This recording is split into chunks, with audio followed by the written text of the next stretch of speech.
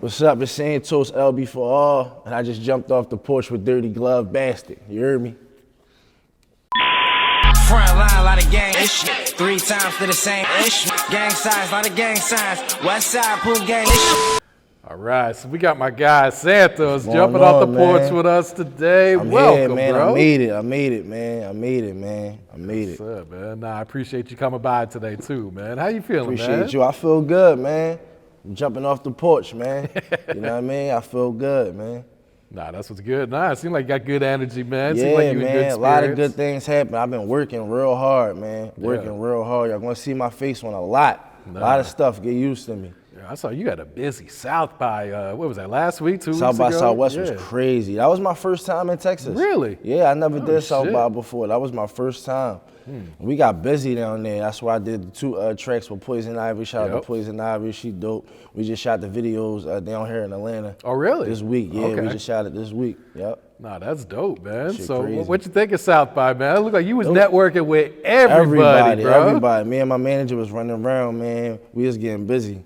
Yeah, my manager, he be on this shit, man. So he be, yo, boom, I want you to holler at him. We holler at him, you know what I mean? And for me too, cause I'm like, I don't want to say anti-social, but like I don't really like be like too talkative with a lot of people or like, you know what I'm saying? So I'm glad that I do got my manager because he sometimes break the barriers to like start a conversation and be like, yo, and then introduce me to where I probably wouldn't introduce myself right off the jump. You know what I'm saying? Just because like I'm a real person. It gotta be natural. It gotta be natural for, you know what I mean, for me to meet somebody or for a door to open that way. You know what I mean?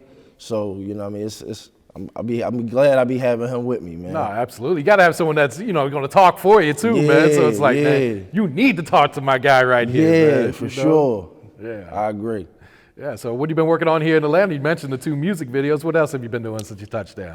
Me and Swaggy, I know we've been working on records, trying to just working on big records, man. You know what I mean? I could rap my ass off, but you know what I mean? It's about making these records. So I've been locked in. I just had a session in Stink Only Studios. Oh yeah, legendary. Studio. That was what I think like 2 nights ago. That was legendary for me, man. Like that gave me a whole breath of new motivation. Like, you know what I'm saying? The records we created in there was crazy. I can't really talk about them because we might be aiming for some placements for them. Okay. You know what I'm saying? Okay. So just know, you know what I mean? Anybody I do right, you know, and I'm a writer. So, you know, I'm just keep that up in the air. You know, anybody that want to work with me, you know what I mean? I do a lot of writing. Let's get it. How'd you get into songwriting for other artists? For real, always was a good writer, and I always just used to help people out with their shit anyway. Like, it could be people around me, or you know what I mean?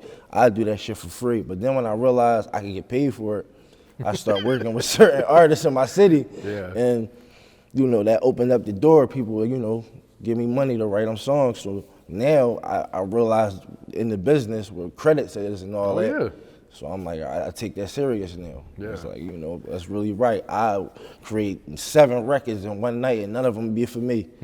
Like we can reference and send that there, you know what I mean? Yeah, that's how I be. Nowadays, a lot of my music is like that. A lot of the shit I really don't keep. But then the personal shit I gotta keep for my certain shit. Even my little brother, he'd be like, "What? You gonna get out of the way? No, you keeping that? You know what I mean? Like, no, you tripping?" And I'd be like, "Nah, just it's good. I'll make another one." How do you find that balance between like, all right, I need to keep this one for myself, or man, I think someone else could really do this one some justice too? Because I think it's easier to write for somebody else than it is for me. Because with me, I take more of my time with it because it's me, it's my life, it's my story. With you, you know, it's easy. You can tell me what you know. If I'm in, you know, directly working with the artist, they can tell me how they feeling or tell me what they've been through. And all I gotta do is like channel it, you know. But or if I'm writing for somebody else that I'm not in the studio with them, or if I'm just trying to reference, I can just go into the mind a little bit, or from the records that I know from the person. And I don't know, you know, it's kind of like easier. It's like it's like more fun a little bit too. You know what I mean? To me, I gotta tell the truth in all of my stuff when it's for me, so it has to be tailored a certain way. But you know, for y'all, I can have fun. You know, I can talk about all types of shit. You know what I mean? Because it's matching a different person. Nah, I dig that, man. So you've been at this shit for a while, man. Yeah. What had inspired you, you know, when you first started rapping, man? When I first started rapping, like first started rapping, because I was a kid, like 7 years old. Okay. But no, I didn't write my first rap until I was 9 though. I wrote it myself. Because before that, I just was spitting like strictly for my niggas, Pop. Okay. Tupac. Yeah, classic. Yeah, that was the first CD. That was my introduction to hip hop. First time I ever heard hip hop. You know what I mean? I think it was like 11th and Market. It was a CD store back in the day. I remember my brother went down there, took me down there. He bought that joint. That was the first time I seen it. I was looking. I remember holding it in my hand. It's crazy. And it's like, I was looking at it, and we took it home. I listened to that CD every day, and that and watching Bebe's Kids. You For know real? what I mean? Yeah, Okay. Khalil and all that. When he used to be going crazy, I memorized that. And I used to rap, and then I wrote my first rap when I was 9. I went to the studio when I was 10. Did my first song at 10. Oh, wow. You know what I mean? It was a feature. It was my brother. My brother, he used to rap and shit, and he had a feature with somebody else, and they put me on a song and let me rap. And I kept going back to the studio after that, like, cause I never forget, it was like a high. Like, I called my brother, like, yo, like, can you take me back to the studio?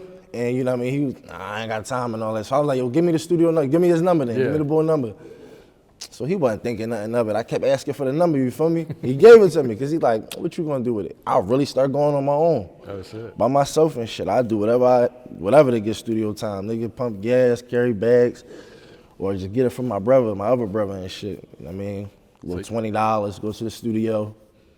So you fell in love with it right away then, huh? Early as shit, Yeah. paying for my own studio time, just going to the studio. That shit was in Southwest. I used to catch the G bus, get right on the bus. Sometimes just walk. Nah, I feel that. Yeah. Man, talk about these viral freestyles you had, man. Like, I remember you dropped this 13-minute freestyle on, what was it, Power 105? Yeah. Mostly all my freestyles is that long. Like, from especially back then, I did that joint for like 13 minutes. My first come-up show, that was 15 minutes.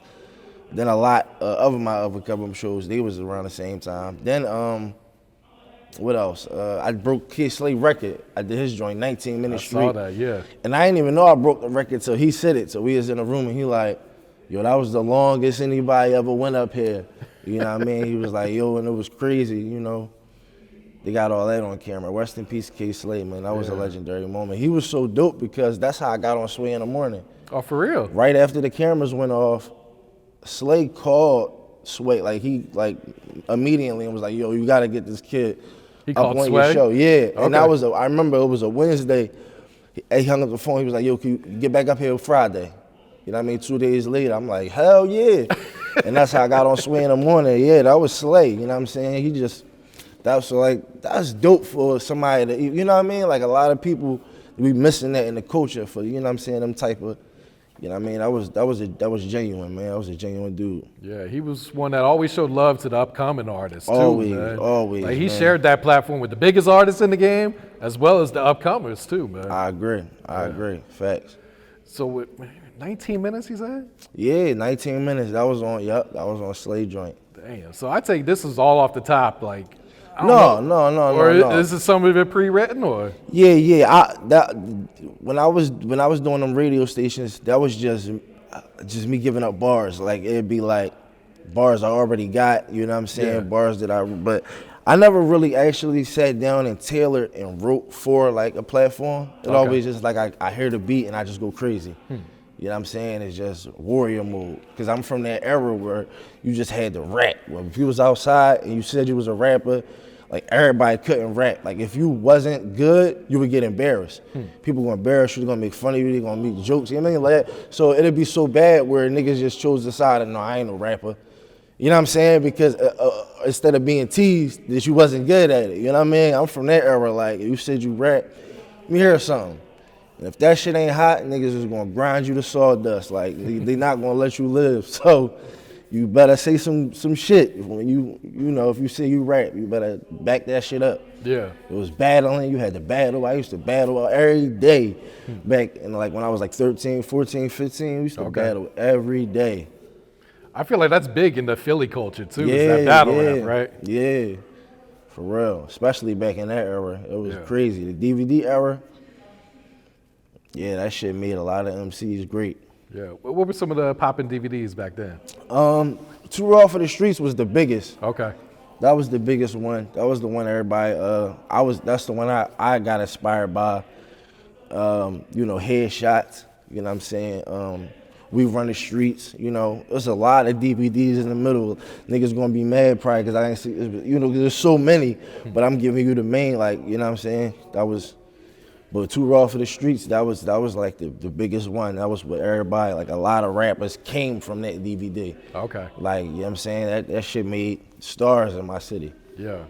All right. So how would you like describe your journey? You know, you mentioned like recording your first song when you were 10 up until today, man. I'm sure it's a lot of ups and downs. Yo, like that shit, rap, just like for me choosing rap is something to do. Cause everybody like on my dad's side played sports and shit. It was like heavy on sports, like football and all of that. I never like played sports. That wasn't my thing. So rap, I found that to be like my sport real early because I don't know, I think like just like having that outcast feeling like of, cause my dad and all that, it was like really on some football shit. I grew up with my mom though, you feel what I'm saying? But like they was so serious about football. Like my brother that passed, you know what I'm saying? We buried him with a football. Like he put a football in his casket, you feel me, in his hands. Like, you know what I mean? Like, so it was like, it was really like heavy on sport, and for me to never like touch a basketball, football, like none of that, I always felt left out. So when I found rap, I felt like something that I was good at. Like I was like, I'm gonna be the best at this shit. You feel what I'm saying? Like, you know what I mean? It just gave me something to really be prideful about, like how they felt about sports. Cause I felt left out. You feel what I'm saying? Like, you know what I mean? When I start going over to my pop crib more and shit like that, and then, you know, shit just. It was weird, but it always was a crazy energy anyway since my brother died, because my brother shot my brother by accident. Oh, shit. You feel what I'm saying? So, yeah, he was trying to take the gun from him and it went off. Oh, damn. So, it always been like a weird balance after that anyway. Like my mom trying to keep me away from moving, you know what I mean? Like, so they always was going through their shit, so I didn't really get a chance to, you know, get in with my pop like that until she started kicking me out and I started going over his crib myself and shit like that, you feel me? But looking from a distance, like from where I'm at to over there, they got the big house, they got the, you know what I mean? Like niggas playing football, they always going to games, and my other brother, he always like, you know what I mean, star, he on the field and all that. Like it just looked glamorous, like, you know what I mean? Like, and I like wanted that, but I ain't have it in me. So like I said, I took that rap shit and was like, man, this is what I'm gonna do. Yeah. So yeah, man, I think I just became the best at it that I could be. Yeah. How would you describe your I know that's a long answer, my fault. No, that's good. So how would you like describe your growth as an artist then? You know? I grow every day. I'm not finished growing. Every day, because I want to get better. It's like if you think you too good, you're going to stop right there. You know what I mean? And I always get better. I listen to my old music and I think that shit trash. You know what I mean? Like, I be like. But at the time, he was like, "Yo, this is the shit right At the time, here." I thought I was him. You know what I mean? But and I know a lot of people would disagree with me, but it's when you find your niche, you know, it just feel better. And then when I started recording myself, my sister, she bought a building, opened her own studio and shit. We was trying to find an engineer, couldn't find one. So we started YouTube and that shit. I started learning. Watching YouTube tutorials. I learned their logic, and I started recording myself, turned myself into a slick little engineer. Okay. Started taking sessions and all that, you know what I'm saying? But, recording myself, that turned me to a better artist too. And this was just last year. Oh, wow. You know what I'm saying? So just to explain that, like how I grow every day, I feel like just last year I hit a whole nother peak from just learning how to record myself and from having that comfortability to, you know what I'm saying, just hear the music a different way, because I'm engineering it now. You know what I mean? There's no engineer in the booth with me. I am the engineer. Mm-hmm. That actually turned me into, I felt like I was like Kanye or something. I'm like, I want to make beats now, you know what I mean? But I'm trash at making beats. I tried that shit a couple times. That shit is hard, man. Shout out to the producers. That shit is hard. Yeah, I always feel like artists that engineer themselves kind of have like an advantage because it's like you're in control of your sound. Like you know what you want to sound like, and now you're able to actually be able to control that. I know I gotta get a lot better, but my shit good. A lot of all the music that I put out last year, I did myself. Okay, no, that's dope right there, man. Yeah. Thank you. So, Human Torch 3, hosted by the great DJ Drama. DJ Drama. Khaled on the intro. Major shit right Styles there. P on that joint with me. You know what I'm saying? Gilly the Kid, Spado, Freeway. It was a Philly thing, man. O'Malley, shout out O'Malley was on there. Corey, PD Crack, you know what I mean? Like, I was a Philly project. Yeah. Was that your Don Cannon appearances, Charlie Mack, Cosmic Kev, you know. Lil Beats, yeah. Was that like the plan going into it? Like, we need to make this as big as possible. Nah, that was, I'm gonna tell you the truth, that was me overthinking it again. I'm gonna overthink it. When I got that project on my desk, like Gangsta Grills, I automatically just thought Philly. And at that time, what I would have did, because I felt like, and this is something I never told nobody, right? But my little brothers, of course. But I felt like if I was, I would have did that differently. I would have did part 3 a whole lot different. I would have got more personal, and it would have just been an album full of me. Instead, when I got that on my desk, I thought, yo, I'm about to make a project and involve the whole Philly. I want to do some Philly shit. I gave Reese Rolex his own song on the joint, because I love how his classic acapellas, how he used to just break out and do the acapellas on the Figures CDs and shit like that. So I wanted that on my joint, so I gave him his own, it was like a poetry type of joint. He just went with no beat. I gave him the concept of the legacy. He went crazy. You know what I'm saying? I wanted this to get a classic Philly vibe. I'm like, yo, they giving me the ball. This ain't just about me. I want to open a floodgate for the whole city then. You know what I'm saying? That's what I was on at the time. Okay. So I probably overcrowded the CD with features. I barely have no songs by myself. And it's 20 plus songs on that joint, you know what I mean? So I probably, went too crazy on just trying to put everybody on the tape. And it probably lost the value in the music to you hearing more of me. Yeah. You know, that's what I think. But it's still a dope project. No, you know absolutely. what I mean? And here we are talking about it, 9 years later, 8 years later? And I got my point across. That's a Philly thing. And yeah. So Human Torch 4. 4 on the way, man. That's the best Human Torch. Huh. Hands down. It's because I'm giving you all me. And that's what they want to hear. You know, I'm versatile, so I know how to make all types of music. But they love when I just give them that pain. They love when I just talk to them. Yeah. You know what I mean? So I got bigger records when I'm doing that now. Now I figured out how to do that and make records out of them.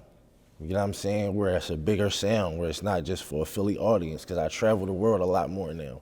Okay. So I hear different sounds. So I spent a lot of time in California, 5 years, 5, 6 years, but more than that. I've been back and forth a lot, but straight, living out there 5 years straight, that kind of changed my ear a little bit, you know what I mean? Knowing what they like on the West Coast, and now, knowing what they like in the South and Southern regions and stuff like that is bigger than up North. So I'm trying to make my music, bigger. So yeah. That's how the records is being produced right now. Okay. So would you say this has been 9 years in the making, or is this something recently you was like, all right, maybe I should give him Human Torch 4? Yeah, it was that. It was what was my manager, Big Will was like, he's like, yo, you need a project, man. So I'm like, fuck it, Human Torch 4. Cause I wasn't even going to drop, I was going to leave it at 3. I wasn't even going to drop no more because I wanted to open up a new chapter for real. Then I was like, I can't leave it off like that. because I'm not all the way proud of that joint like that. So I'm like, I'm not leaving it like that. I'm gonna drop 8 of these bitches. I'm gonna keep that shit going, like the dedication if I want. You know what I mean? Like, yeah, I think I'm gonna keep that Human Torch thing just going. I ain't gonna stop that. But that was a new idea. It stopped at 3. That's why I wasn't none after that. I put out a lot more projects after that. I probably put out like 6 or 7 projects after that. And but I just never used the Human Torch again. But now, I'm gonna let them keep flowing. Okay. Talk about this membership you just dropped yesterday. Membership. You know, that's it's really symbolic to what we believe in. We LB4R Nation, loyalty before royalty. You know, the 3-point crowns, they stand for loyalty, love, and respect. So, you know, all of that is you know, it's our family. It's a family thing. So we say you need a membership, you to be a part of it. I just mean, you know, you got to be family. You got to be amongst what we believe in. So the song means a lot to me, but you know, I got the you know, the drill vibe and the turned up vibe. So I turned that, like I basically could have made the same song. This is what I say about learning sounds.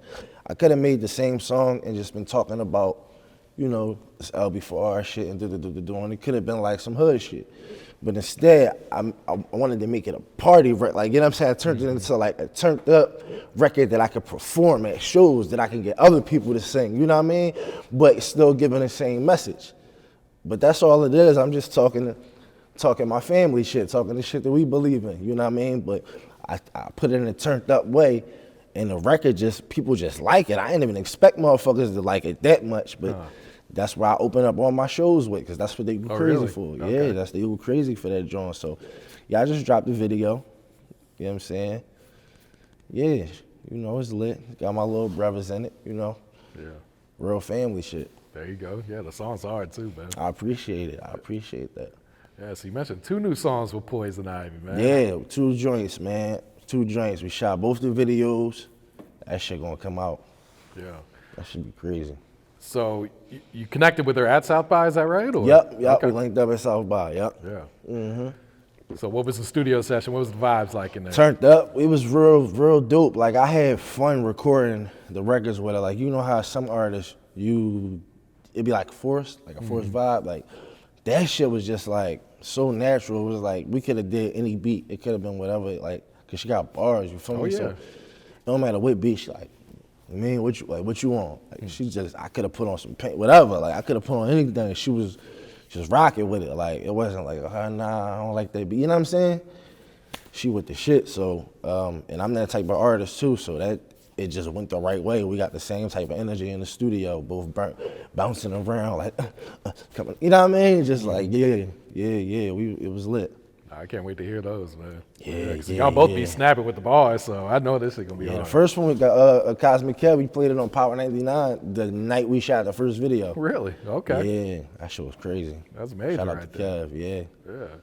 So Human Torch 4, we got a date, or what we thinking? No Spring, date yet. summer, what we doing? No date yet, because it's so special, man. You know, I want to present it in a certain type way. You know what I'm saying? The presentation is everything, so, but soon.